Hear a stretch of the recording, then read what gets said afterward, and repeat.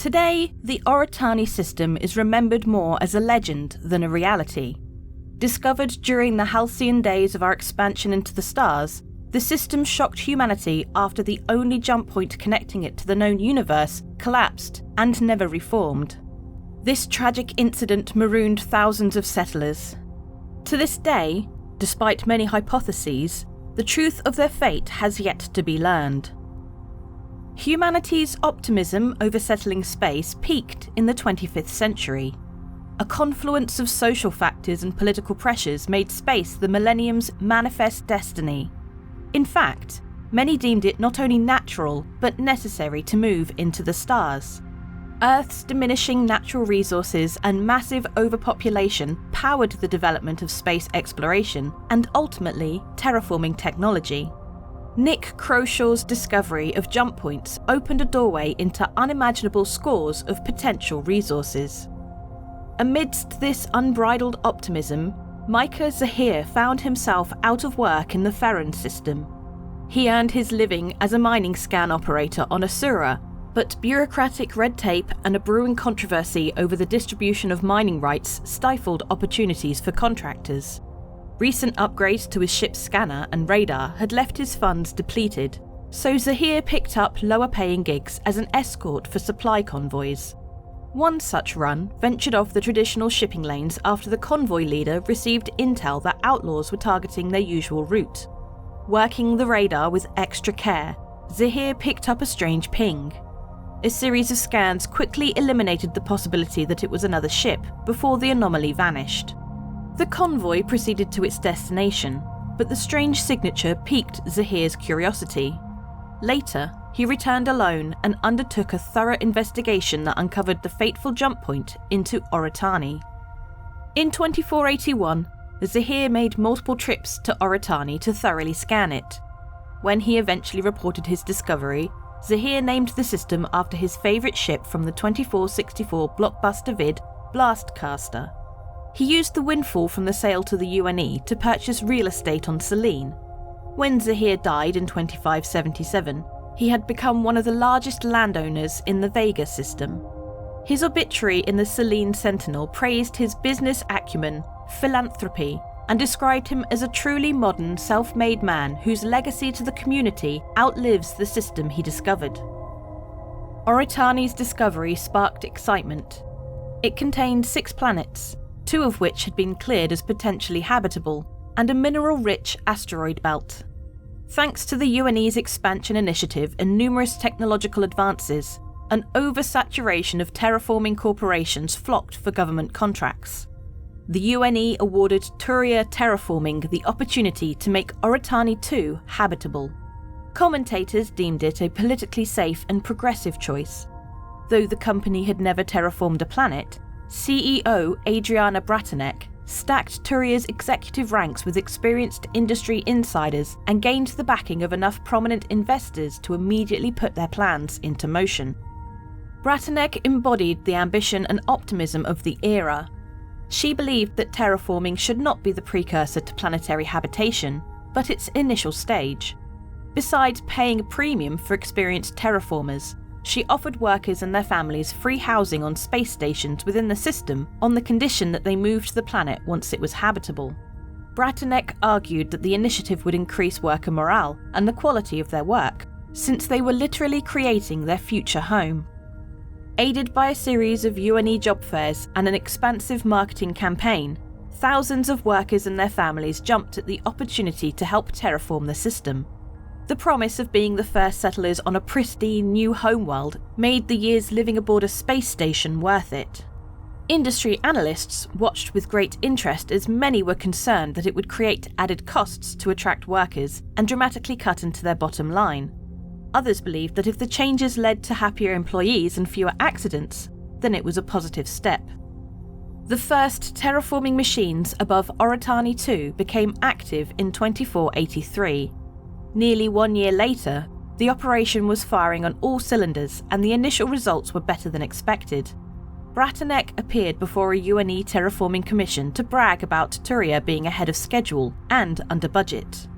The public heard nothing but positive news about Oretani thanks to an aggressive media strategy employed by Turia, but industry insiders were bothered by reports trickling out of the system. There were stories of occasional food rationing at some space stations due to delayed shipments, which then created a burgeoning black market. Other families felt swindled when they learned that Oretani 2 was an ocean world, a fact that certain Turia recruiters failed to make clear in economically depressed areas of the Empire. Suddenly, the dream of homesteading was replaced by the reality of living on a platform amidst a vast ocean. In an effort to undercut the growing negative press, Bratanek invited a handful of journalists to tour the system and Turia's operations with her. On April the 11th, 2485, 2 days after they entered the system, the jump point connecting Oretani to Ferren suddenly collapsed, cutting off all connection to the rest of civilization. The loss of Oretani struck a heavy blow to humanity's psyche. The idea of easy, confident expansion across the stars was damaged. When news first broke of Oretani's loss, many didn't know such a thing was possible. Jump points were known to be unstable, but not disappear completely. The UNE dispatched a massive fleet of scanning and scientific ships into Ferren, hoping to reopen the lost jump point or discover a new one. Humanity's best and brightest minds offered their help, and companies throughout the universe donated credits and supplies to the cause. The most brilliant minds of the UNE grappled with a cosmic question: can you open a collapsed jump point? Yet, all of their efforts were in vain, as the frantic search settled into a systematic exploration of options. Days turned to weeks, then months, and though the story still sat on everyone's mind, the realization that the system might be gone for good slowly sank in. Eventually, the UNE reluctantly reduced the resources dedicated to rediscovering Oretani and installed an extensive array of sensor beacons near the former jump point. A fleet of military pathfinders was also deployed to the system and assigned to patrol the region on a regular basis. The fear that this would happen again kept settlers from venturing further into the stars, and systems began to stockpile supplies to make sure that they could self-sustain should the unthinkable happen. The population was shaken by this development too. Systems with multiple jump points saw a noticeable increase in population, and there was an increased immigration back to Earth, the exact opposite of what the UNE hoped to accomplish.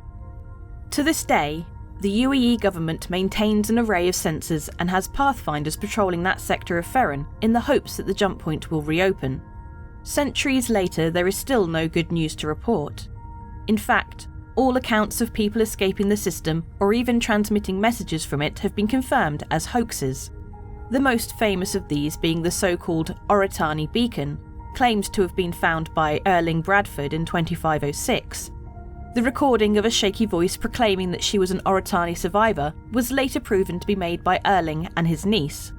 Regardless, there are some who still believe that the plea is genuine evidence that contact with the system is possible. The Oretani system consists of a K-type main sequence star, 6 planets, and an asteroid belt.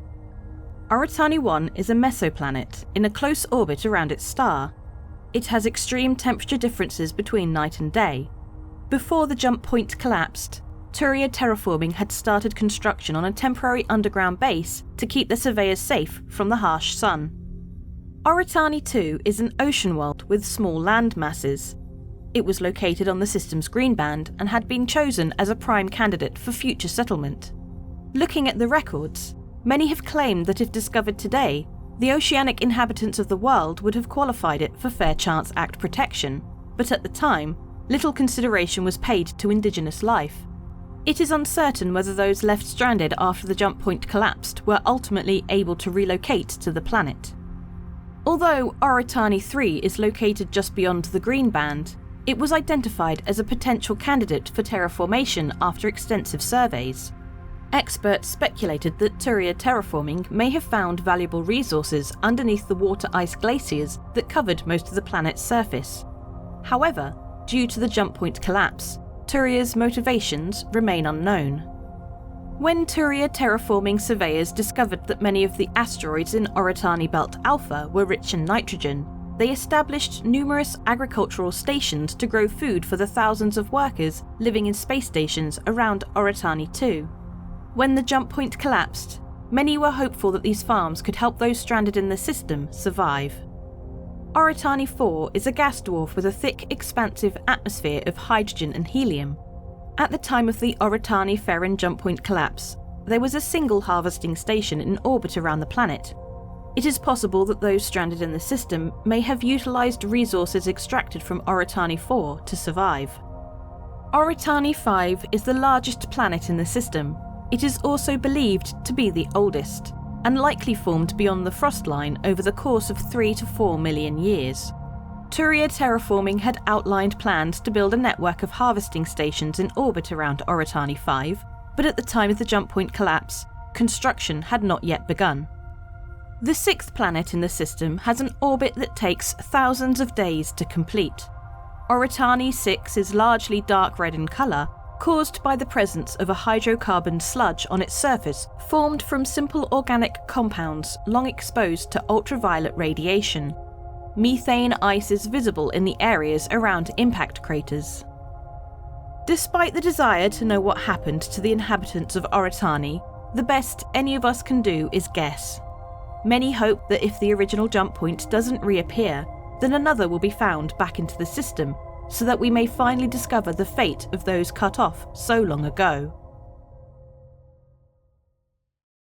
Let me set you a riddle. You have a fox, a chicken, and a sack of corn, and you have to transport them from one side of the river to the other using a rowing boat. You can only carry one of these with you back and or forth. You can't leave the chicken and the fox together, that's mad, nor can the chicken be left with the grain, nor all three together without you. How do you do it? With nordvpn.com/BoredGamer. Turn that bad boy on and just set your location to the other side of the river. Done. Not only do you have all your wares, but also you can get around regional content blocks, have your data encrypted for more security. It's easy to toggle on and off. It's non-invasive. It helps you with other riddles as well. If a sphinx is asking you, what goes on 4 legs in the morning, 2 at noon, and 3 legs in the evening? NordVPN! Get it now from the links below.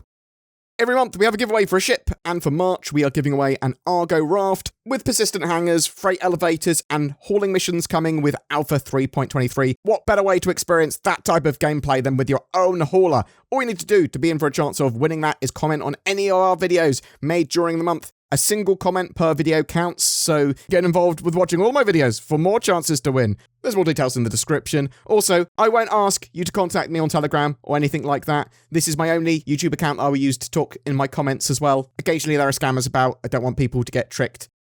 A massive thank you to everyone that supports the channel, be that liking videos, commenting on them, sharing them. There are also people that go the extra mile. These are amazing people that become Patreons or use the join button under my YouTube videos to become channel members. You'll occasionally get some exclusive content, Discord roles, and behind the scenes posts. It's those people with those memberships that allow us to make the daily Star Citizen content that we do. So please consider joining those awesome folks as well. Thank you for watching until the very end. It is genuinely appreciated, and I hope you have a great March.